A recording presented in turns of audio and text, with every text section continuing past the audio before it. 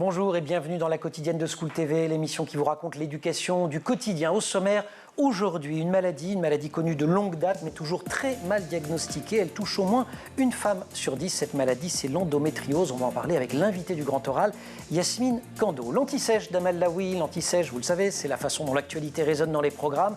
Actualité culturelle aujourd'hui, c'est l'anniversaire de la mort d'Eugène Ionesco, le dramaturge, et le programme, évidemment, c'est celui de français. On va parler théâtre de l'absurde. L'heure de la récréation, c'est toujours avec Amal. Une récré, on va faire un petit détour par l'infirmerie parce qu'on a des douleurs pendant les règles. Et vous allez voir, cela mérite bien ce petit détour. Et puis on terminera avec notre chronique hebdomadaire sur la psychologie avec Sophie Marinopoulos, chroniqueuse et psy. Elle va nous expliquer comment aborder le sujet de la sexualité avec les ados. La quotidienne de School TV, c'est parti. Grand Oral. Je ne vais pas vous abreuver de chiffres, je vous en donne simplement deux pour essayer de cadrer le sujet du jour qui est l'endométriose. Le premier, c'est 10. 10%, c'est le nombre de femmes en âge de procréer qui seraient atteintes par cette maladie gynécologique à la fois ancienne et peu connue. Je dis qui serait parce que si ça se trouve, c'est plus. Le second chiffre, c'est 7. 7 ans, c'est la durée moyenne pour que le diagnostic soit posée. Durée moyenne, ça veut dire que parfois ça va plus vite, mais parfois ça va aussi beaucoup moins vite. Une stratégie nationale a été lancée en début d'année autour de l'endométriose. Et puis on parle du sujet aussi à l'occasion de la sortie de l'endométriose de Clara, comprendre la maladie pour les 15-25 ans, ouvrage de Yasmine Kando et de Maï Fédé-Gribouilly, c'est chez Duno Graphique. J'ai dit l'essentiel. Pour cadrer, on va tout dire maintenant, le beaucoup plus essentiel avec vous, Yasmine Kando, bonjour. Bonjour. Merci d'avoir accepté notre invitation. Alors, il y a aujourd'hui une sensibilisation forte autour de l'endométriose. On va quand même rappeler de quoi il s'agit pour celles et ceux qui seraient passés à travers les gouttes. Alors, c'est une maladie complexe, maladie gynécologique qui touche effectivement une femme sur 10. En fait, l'endométriose tire son nom de l'endomètre. L'endomètre, c'est la muqueuse qui tapisse l'utérus et qui, chaque mois, s'il n'y a pas eu fécondation, se détache et forme les règles. Et on va parler d'endométriose quand on va retrouver dans le ventre des cellules semblables à cet endomètre qui vont se positionner sur les organes, se greffer et chaque mois réagir à l'influence hormonale et se mettre à saigner aussi en même temps que les règles. Et ça va créer des kystes, des nodules, des douleurs. Des douleurs, bien sûr. J'allais dire surtout. Bon, le problème c'est l'équisodie, oui. Mais c'est les douleurs qui sont terrifiantes. C'est ça, et puis des symptômes divers et variés en fonction de la localisation des lésions. Alors le livre que vous publiez, c'est un vrai livre, c'est une BD, il y a plein de dessins, mais je signale qu'il y a aussi quelques schémas qui permettent vraiment de comprendre absolument tout cela. Et si on en parle sur School TV, chaîne dédiée aux questions d'éducation, c'est que ça se manifeste souvent dès l'adolescence, dès les premières règles. Tout à fait, c'est ça. Généralement, ce sont les adolescentes autour de 15 à 16 ans qui commencent vraiment à souffrir d'endométriose. Parfois même plus jeunes, c'est là que c'est terrible. Avec, oui, notamment à la fin du primaire, ai-je appris, parfois chez les enfants, les jeunes filles qui ont des règles très précoces par rapport à la moyenne, des douleurs et là, peu de professionnels formés pour les détecter. Effet physique, vous venez d'en parler, la douleur, j'allais dire, c'est presque le plus simple. Il y a aussi tous les effets psychologiques que ça peut entraîner et que vous racontez d'ailleurs à travers l'endométriose de Clara. Oui, tout à fait, effectivement, et c'est basé sur des témoignages réels, donc c'est la réalité. Un symptôme qui est relativement simple, la douleur, mais encore faut-il l'entendre, parce qu'il y a encore beaucoup de médecins aujourd'hui qui disent bah non, la douleur c'est normal, ça passera plus tard, ça passera quand tu auras un bébé, et non, la douleur là... Les parents qui disent je joue pas sur tes règles pour sécher le cours de gym, grand classique, par exemple, ou le prof de gym. Ou l'interro. Mais effectivement, quand la douleur empêche d'agir au quotidien et qu'elle conduit à l'absentéisme scolaire ou plus tard au travail, c'est que c'est un signe d'appel d'une maladie potentielle. Mais ça, c'est la phrase clé. Si vous souffrez au point de ne pas pouvoir aller au lycée, ce n'est pas normal, que vous martelez à la une du livre et que Laetitia Milot, marraine d'Endo-France, l'association martèle. Et avec des séquelles, parfois irréversibles. Alors, il y a de grandes difficultés avec l'endométriose quand elle n'est pas prise en charge correctement ou à temps. La première des conséquences, c'est l'infertilité, dans 30 à 40% des cas. Et puis ensuite... C'est considérable. Ce qui est considérable. Et ensuite, il peut y avoir des séquelles sur des dysfonctionnements sur les autres organes, comme les intestins ou la vessie, qui, s'ils sont abîmés par l'endométriose, ça va générer beaucoup de soucis et va nécessiter parfois des chirurgies très complexes. Ce que montre la bande dessinée, en tout cas toute la première partie de la bande dessinée, c'est un véritable mur de déni de tous les entourages de Clara. Bon, l'endométriose de Clara, on comprend en ouvrant le livre que c'est une endométriose, donc le lecteur ne peut pas douter. Et le lecteur dit mais écoutez-moi, enfin écoutez-la, c'est pas possible. C'est exactement ça. Aussi bien son entourage familial, amical, à l'école, et puis le médecin surtout. Les copains, les copines, voilà. Qui à la fin, il y a une scène assez jolie d'ailleurs, où ils disent tu sais finalement...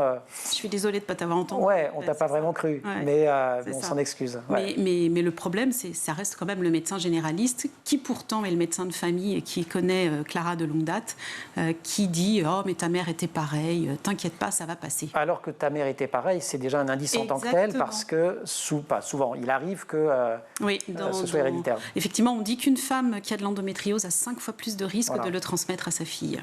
Yasmine Kando, on va continuer évidemment à parler de ce sujet-là autour de ce livre, L'endométriose de Clara, mais pour l'heure, Anti-Sèche avec Amal Laoui.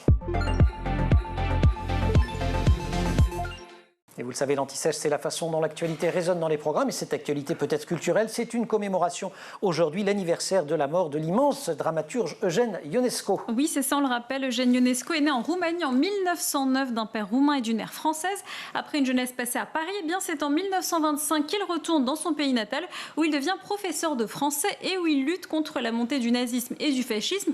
En 1938, il revient à Paris pour préparer sa thèse sur le péché et la mort dans la poésie française depuis Baudelaire, tout en travaillant comme correcteur dans une maison d'édition. Mais le théâtre, de plus en plus, lui prend du temps. Il devient assez rapidement auteur à temps plein. C'est ça. En 1950, sa première pièce, La cantatrice chauve, est montée au Théâtre des Noctambules par Nicolas Bataille. Mais elle ne rencontre pas de succès. L'année suivante, il obtient le succès avec La leçon, dans laquelle un enseignant parvient à dominer son élève grâce à sa maîtrise supérieure du langage et finalement la tue. Ionesco doit attendre une dizaine d'années avant de triompher en France avec Rhinocéros en 1959, pièce dans laquelle il dénonce les dangers de la pensée unique et des totalitarismes. Il s'impose alors comme le symbole du nouveau théâtre. En 1970, eh bien, Eugène Ionesco est élu à l'Académie française et il meurt le 28 mars 1994 à Paris. Eugène Ionesco qui meurt, mais son œuvre vit dans les programmes scolaires. Rhinocéros beaucoup. Oui, Rhinocéros, par exemple, est un classique du bac de français. Cette œuvre dans laquelle les habitants d'un village se transforment tour à tour en rhinocéros tente de solder le passif douloureux de la Seconde Guerre mondiale. En règle générale, Ionesco est un dramaturge qu'on nous présente comme un dramaturge engagé, un écrivain engagé. Oui, c'est ça. Les premières pièces de Ionesco, comme La cantatrice chauve ou La leçon, mettent en scène l'absurdité du monde, et une partie du comique vient aussi de la satire sociale qui s'en dégage, critique donc de la mécanique sociale, du monde des bourgeois, des affaires ou encore de l'Église. Vous avez prononcé le mot, l'absurdité du monde. Ionesco, il est considéré comme un des plus intéressants dramaturges de l'absurde, et c'est dans ce cadre qu'il est étudié. On dit Ionesco, on pense théâtre de l'absurde. Oui, c'est ça, le théâtre de l'absurde est un thème générique employé pour la première fois par le critique britannique Martin Hessin en 1962 pour classer donc les œuvres de certains auteurs dramatiques des années 50, principalement en France, qui rompent donc avec les concepts traditionnels du théâtre occidental. Il désigne essentiellement le théâtre de Samuel Beckett, de Ionesco ou encore de Jean Genet. En tout cas, le théâtre de l'absurde est par définition un théâtre de la crise des identités et des rapports de classe. Et les élèves, de cette façon-là, ils apprennent aussi la notion de nouveau théâtre, comme il y a eu le nouveau roman. Exactement. Dans la France de l'après-guerre, eh bien, se développe un violent sentiment de l'absurdité de la condition humaine. Et c'est à cette période que naît donc le théâtre d'avant-garde qui veut balayer donc les codes du réalisme, de la vraisemblance, de la psychologie, en utilisant de nouvelles formes de langage et de gestes afin de renouveler le plaisir du spectateur. En tout cas, les pièces de Ionesco sont aussi l'occasion pour les professeurs de monter des pièces de théâtre avec leur classe. Et l'étude des œuvres de Ionesco a aussi pour objectif de favoriser la consolidation du jugement critique des élèves et leur capacité à argumenter. Vous allez parler citoyenneté, je le sens. C'est ça, elle entre pleinement dans le parcours du citoyen. Ce que veulent faire tous les programmes. Il faut signaler qu'il y a un lieu où la mémoire de Ionesco est préservée farouchement à Paris, c'est le théâtre de la Huchette. Je crois que depuis 1957, c'est ça ? Oui, c'est ça. Il y a La leçon et la cantatrice chauve. La leçon qui se joue depuis plus de 60 ans. Et l'établissement détient le record mondial du spectacle joué sans interruption dans un même lieu. Donc c'est à Paris, dans le 5e arrondissement, si vous voulez y aller. Et ouais, le tout dans les décors et les mises en scène d'origine. Merci beaucoup pour cette anti-sèche. Amal, retour du grand oral. C'est dans 3 secondes. Je ne pouvais plus m'asseoir, je ne pouvais plus marcher, j'avais des douleurs horribles dans la jambe droite, des crises de maux de ventre si intenses que j'étais à la limite de perdre connaissance. Je n'ai pas pris ce témoignage, mais j'aurais pu en prendre des absolument identiques dans l'endométriose de Clara, comprendre la maladie pour les 15-25 ans, que publie notre invitée aujourd'hui, Yasmine Kando. Là, je l'ai pris dans une série d'articles du journal Le Monde sur l'endométriose. Et il y en a bien d'autres dans votre bande dessinée. Les dessins sont de Maïf et des Gribouillis. L'éditeur, c'est Duno Graphique. Le premier pas pour essayer d'aider, puisque maintenant qu'on a cerné la maladie, on va voir comment on peut aider.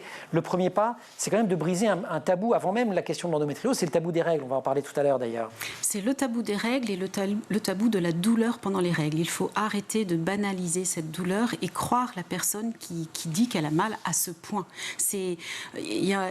C'est normal d'avoir ces règles, mais la douleur n'est pas normale. La normalité de la douleur est à bien prendre en compte. Une douleur qui empêche d'aller à l'école, elle n'est pas normale. Et il y a des mots qui, si on les prononce, comme parents, comme enseignants, comme infirmières, comme médecins, comme amis, comme qui on veut, sont vraiment des mots à éviter parce qu'ils vont refermer la parole, les mots qui irritent. Ben oui, tout à fait. Tels que... voilà, ça passera. Oui, c'est ça. On verra quand tu seras plus vieille. Ça passera quand tu auras un enfant. Ou alors, tu es un peu chochotte quand même. Tu es un peu douillette. Ça. Moi, j'ai mes règles et je ne réagis pas comme toi. Ouais. Voilà. Il faut vraiment être dans cette écoute. Alors, dans la bande dessinée, le moment de bascule, c'est sympa pour les infirmières scolaires parce que c'est une rencontre avec une infirmière scolaire. Oui. Dans la vraie vie, est-ce qu'à l'école, les personnels encadrants sont suffisamment, les personnels éducatifs sont suffisamment formés pour entendre la parole de ces jeunes filles? Pas toujours. Et pourtant, elles sont vraiment une porte d'entrée vers le diagnostic, vers l'orientation, vers les professionnels qui sauront prendre en charge la maladie. Et on a entamé depuis quelques années avec des médecins un grand programme de formation des infirmières scolaires. Et on est toujours surpris parce qu'en début de formation, on leur dit, alors d'après vous, combien de jeunes filles atteintes d'endométriose vous pouvez rencontrer? Et là, pas beaucoup, c'est une maladie rare, de moins en moins maintenant. Mais au départ, c'était vraiment ça. Et à la fin du topo, elles avaient en tête une liste de jeunes filles qu'elles voyaient régulièrement pour des douleurs pendant les règles. En disant, voilà. Finalement, c'est pas si rare que ça, et j'en ai. Sachant, et ça vous ne le cachez pas, qu'on peut tâtonner pour trouver un traitement ensuite par la suite. Donc on a vraiment intérêt à diagnostiquer tôt. Exactement. Parce qu'il y a des traitements qui fonctionnent, mais pas forcément du premier coup, ça peut prendre longtemps. Exactement, c'est vrai que les médecins disent qu'il faut en moyenne entre 3 et 4 mois, parfois même 6, pour s'assurer de l'efficacité d'un traitement. Un traitement est efficace à partir du moment où il diminue complètement les symptômes, où la qualité de vie redevient agréable, correcte, et que voilà, toutes les douleurs et les symptômes associés disparaissent. Diminuer les symptômes parce que c'est une maladie dont on peut soulager les douleurs, mais dont on ne guérit pas. Exactement, il n'y a pas de traitement curatif. L'endométriose, c'est vraiment pour la vie. C'est pour ça qu'il faut trouver les bons accompagnements pour pouvoir vivre mieux avec. Accompagnement psychologique aussi, non? Accompagnement psychologique et puis toutes les thérapies qui vont aider à soulager la douleur au quotidien. La kiné, l'ostéopathie, la sophrologie, la relaxation, tout ça, ça fait du bien. Alors, vous êtes engagé sur cette cause et vous ne vous en cachez pas parce que vous souffrez de cette maladie-là ou de maladie au pluriel d'ailleurs, parce que je crois, vous le dites, qu'il y a aussi l'adénomyose. C'est ça. Qu'est-ce qui vous a, aidé? Qu'est-ce qui vous a porté? Quand j'ai vraiment commencé à vraiment souffrir de cette maladie, j'ai rencontré EndoFrance, justement. Vous aviez quel âge? J'avais...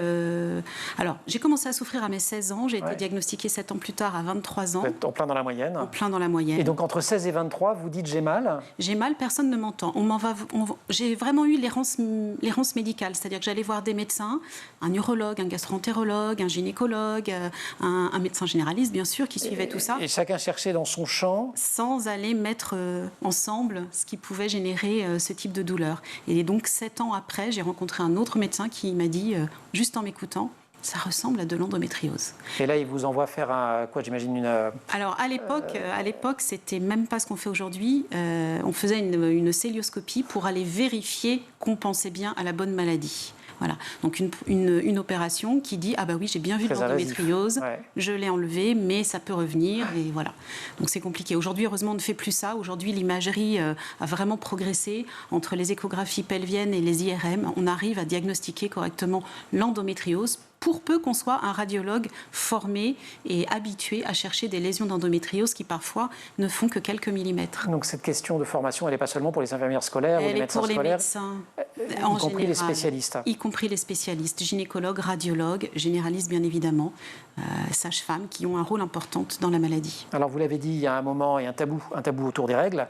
On prend des récrés dans cette quotidienne de School TV, d'habitude plutôt pour s'amuser. Là, on va moins s'amuser, mais on va se rendre extrêmement utile. Et dans cette heure de la récré avec Amal Laoui, on parle d'une machine un peu particulière. Oui, c'est ça. Un youtubeur teste une machine qui simule la douleur des règles. Regardez. Niveau 4, il faut que tu réagisses pas pendant 10 secondes. Top.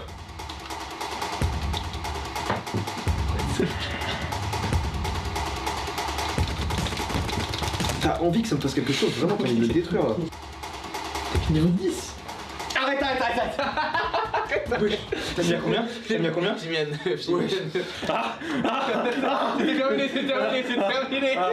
Gros, mais Bah ouais, non mais là c'est piqué là, à 20 là frère. Ah mais t'as 20, mais t'as un narvalo.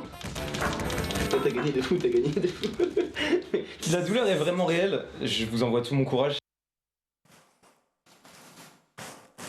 C'est bien d'essayer de sensibiliser comme ça. C'est pas mal, ça permet de se rendre compte, parce que c'est vrai que c'est abstrait la douleur d'une femme pendant ses règles pour les messieurs. Donc c'est bien que les messieurs s'en rendent un petit peu compte. Et des douleurs qui ont longtemps été sous-estimées, y compris par les médecins, Amal. Oui, c'est ça. Selon un professeur d'université britannique, eh bien, les douleurs menstruelles pourraient être parfois aussi vives que lors d'une crise cardiaque. Les vives douleurs pendant les règles sont l'un des principaux symptômes, on l'a dit, d'une endométriose, maladie gynécologique qui affecte au moins une femme sur 10, soit 180 millions de femmes dans le monde et 3 à 4 millions rien qu'en France. En tout cas, cette maladie chronique requiert un diagnostic et une prise en charge précoce, sans quoi, eh bien, vous l'avez dit tout à l'heure, elle peut conduire à une infertilité et à davantage de douleurs au quotidien. Et on l'a dit, ces douleurs liées aux règles, elles ont un impact sur la scolarité des jeunes filles. Vous avez quelques chiffres, je crois. Oui, c'est ça. Selon un rapport d'Essity, entreprise suédoise spécialisée dans la fabrication de produits d'hygiène, publié en octobre 2020, eh bien, la difficulté à pouvoir correctement gérer ces règles à l'école a un impact réel sur la scolarité des jeunes filles. Un tiers d'entre elles affirment avoir déjà manqué des cours, voire des journées entières à cause de leurs règles. Un tiers d'entre elles éprouvent des difficultés à participer aux cours de sport et 20% déclarent être au moins concentrés en classe à cause des règles. L'impact physique, on en a parlé, l'impact psychologique aussi pour les adolescentes. Là encore, on peut compléter ce que disait Yasmine avec quelques chiffres. Oui, 62% des filles ressentent des douleurs et des crampes pendant leurs règles, autant d'inconfort et de désagréments qui favorisent l'isolement des jeunes filles en dehors d'un cercle restreint de copines.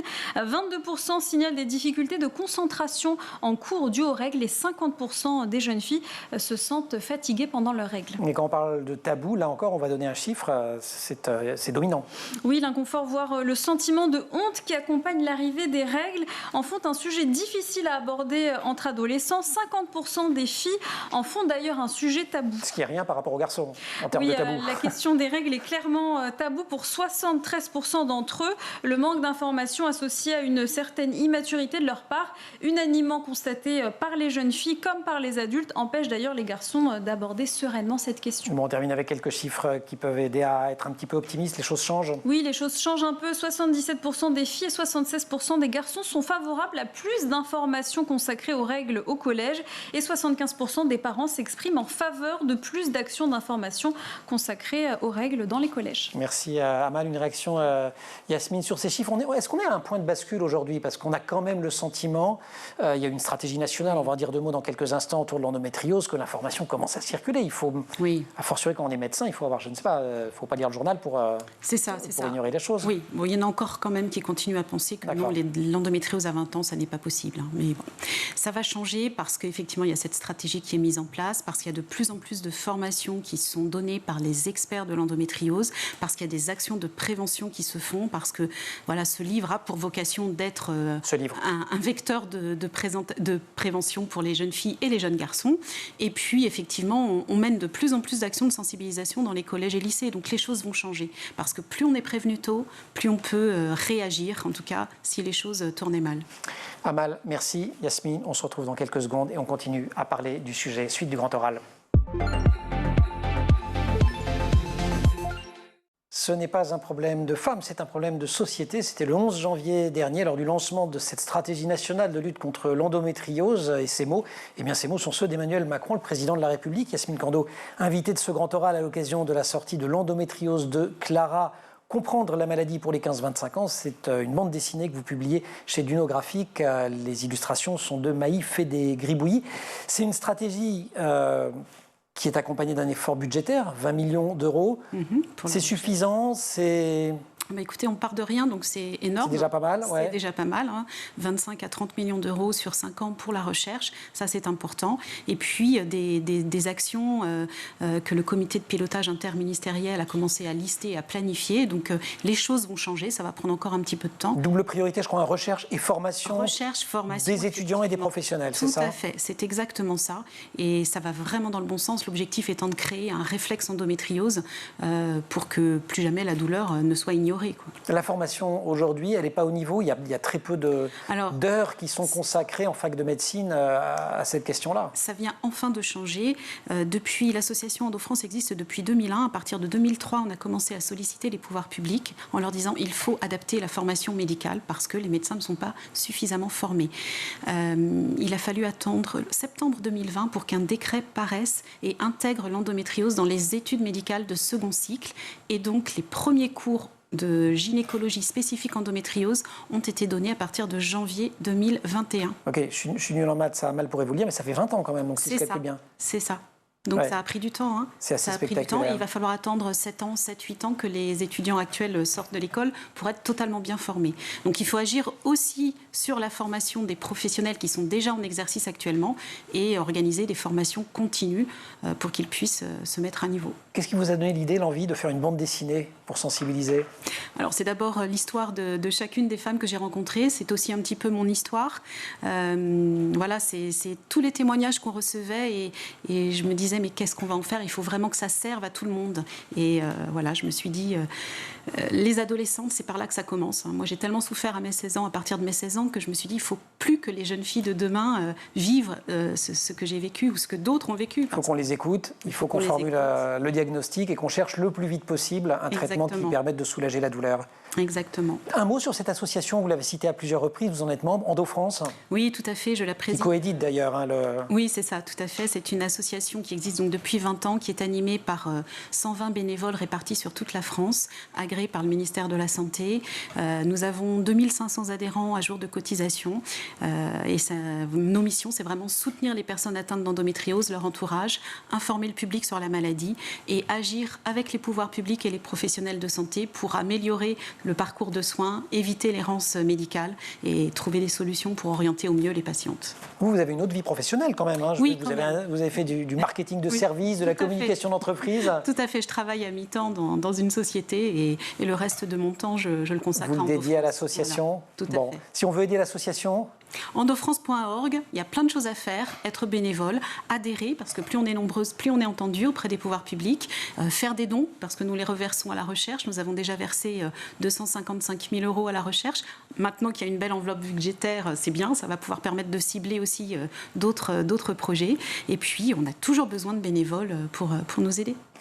Les sujets tabous, Yasmine Kando, il y a les règles, évidemment l'endométriose, mais aussi la sexualité en général. Je vous propose qu'on pousse la porte de l'infirmerie. On fait ça une fois par semaine dans la quotidienne de School TV. Et derrière la porte de l'infirmerie, il y a notre psy, Sophie Marinopoulos, savoir aborder la sexualité avec un ado chronique. Bonjour à toutes et à tous.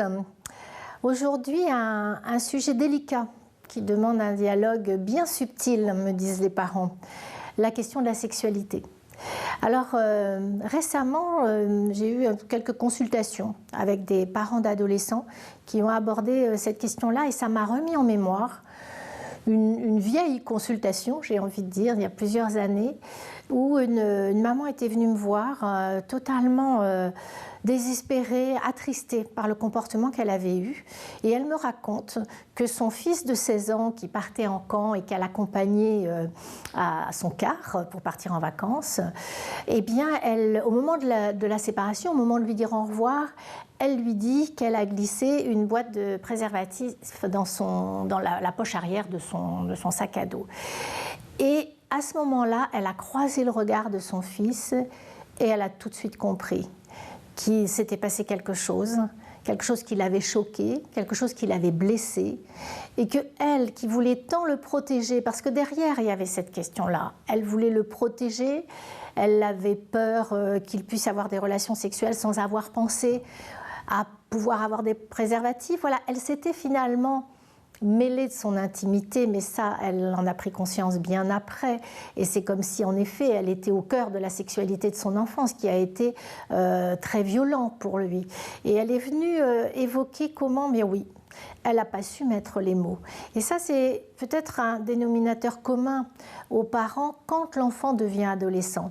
Parce que la sexualité, finalement, elle est quand même parlée dans la famille, et en particulier quand les enfants sont petits. D'abord parce que les enfants, c'est des grands observateurs. Ils regardent les corps de leurs parents, donc bien sûr, ils observent bien s'ils sont pareils ou pas pareils. Et puis même quand ils remarquent que finalement, ils sont comme maman ou bien ils sont comme papa, ils voient bien que le corps n'est pas du tout le même, qu'il est différent, et du coup, ils vont continuer leurs observations et ils vont en parler, et ils vont amener le parent justement à échanger. Et puis il y a aussi les comportements masturbatoires des tout-petits, des 3-4 ans, et c'est là où les parents vont commencer à parler d'intimité selon les familles, ils vont dire écoute, va dans ta chambre, voilà. Donc il y a la question de la sexualité, elle est parlée d'une façon générale quand les enfants sont petits. C'est l'arrivée de l'adolescence qui va commencer à entraver et à mettre moins de souplesse, moins de facilité. Et du coup, ce qui est important peut-être à retenir, c'est que les adolescents, les préadolescents, les adolescents, oui, ils ont besoin d'un interlocuteur parce qu'ils ont des questions autour de la sexualité et qu'à eux aussi, ça leur fait peur, comme à leurs parents au final. Mais il y en a des interlocuteurs, ce n'est pas forcément le parent. Je crois que c'est important d'avoir ça en tête, qu'il y a d'abord à l'école, il y a une information de fait. Pendant les cours, il y a des cours qui sont réservés à cet effet où les enfants ont des informations. Mais les informations, ça ne suffit pas. Il faut aussi pouvoir aller parler de soi. Alors il y a des lieux qui ont été mis en place, des lieux de politique publique qui sont par exemple les maisons des adolescents, qui sont des lieux où les adolescents peuvent aller, c'est ouvert, c'est gratuit, c'est anonyme, ils y vont et ils peuvent rencontrer un certain nombre de professionnels, que ce soit des médecins, que ce soit des psychologues, gynécologues, donc ils ont des interlocuteurs à qui ils peuvent s'adresser pour parler de leur sexualité. Et puis, ils peuvent aussi aller dans des lieux d'accueil. Il y a un certain nombre de lieux d'accueil. Il y a l'infirmerie, bien entendu, qui est aussi un lieu où ils peuvent s'adresser. Donc, c'est nécessaire, les plannings, excusez-moi, mais aussi, j'allais l'oublier, les centres de planification, les plannings familiaux sont aussi des lieux pour les adolescents. Voilà, c'est important de se dire finalement, si moi, parent, je n'arrive pas à être l'interlocuteur de mon adolescent pour parler de sexualité, je peux aussi l'informer des lieux qui existent et qui ont été conçus pour lui. S'informer, poser des questions, aller vers l'autre, ça vaut aussi pour le sujet qui a été notre sujet pendant cette émission. Yasmine Kando, l'endométriose. Vous publiez l'endométriose de Clara, comprendre la maladie pour les 15-25 ans. C'est chez Duno Graphique. Les illustrations sont de Maïf et des Gribouillis. Donc, priorité, je résume pour vérifier que j'ai bien compris. Quand une jeune fille commence à se plaindre de règles douloureuses, poser 3 ou 4 questions qui peuvent amener à faire l'hypothèse d'un diagnostic d'endométriose et aller vérifier si c'est ça ou pas. Si c'est pas ça, bon, j'allais dire tant mieux. Après tout, on n'en sait rien, ça peut être quelque chose de grave d'autre. Bon, enfin bref, en tout cas, c'est pas ça. Et si on le sait, savoir que certes, on ne guérit pas, mais il y a toute une palette de traitements. On peut prendre un Doliprane, mais pas que. Non, mais pas que. Et d'ailleurs, le Doliprane souvent n'agit pas. Bon, alors on ne prend pas de Doliprane, je vous dis Doliprane. Il y a un traitement médical, bien évidemment hormonal, puisque c'est une maladie hormonodépendante. Et pour accompagner tout ça, il y a effectivement toute une palette de médecines complémentaires, kinésithérapie viscérale, voilà, c'est ça. ostéopathie, sophrologie. Acupuncture, ça marche aussi dans certains cas. Tout à fait. Tout ce qui va permettre de gérer la douleur, de se décrisper, de se détacher de la douleur. Hypnose, relaxation, yoga. Il y a des postures de yoga aussi qui vont énormément soulager les douleurs des règles. Voilà, il y a vraiment tout un tas de choses qu'on peut mettre en place, des cures thermales aussi, pour aider et pour vivre avec. au quotidien. Et voilà. Mais on peut tout à fait, on y arrive. Hein. Quand on arrive à trouver le bon traitement et le bon accompagnement, vivre avec, c'est possible. Alors c'est la bonne nouvelle de fin d'émission. Merci beaucoup de nous avoir accompagnés dans cette matinale de School TV. Yasmine Kando, on peut évidemment lire ce livre et également aller sur le site de l'association Endo France. Merci beaucoup Amal et merci également à toute l'équipe. Colline Hamel au maquillage, Marine Plantec et Charles Fontaine pour la préparation de l'émission. Et puis en régie, Mickaël Fristo au son, à la réalisation, Benoît Parti. Vous restez sur School TV évidemment et puis vous nous retrouvez en permanence sur Internet et sur les réseaux sociaux.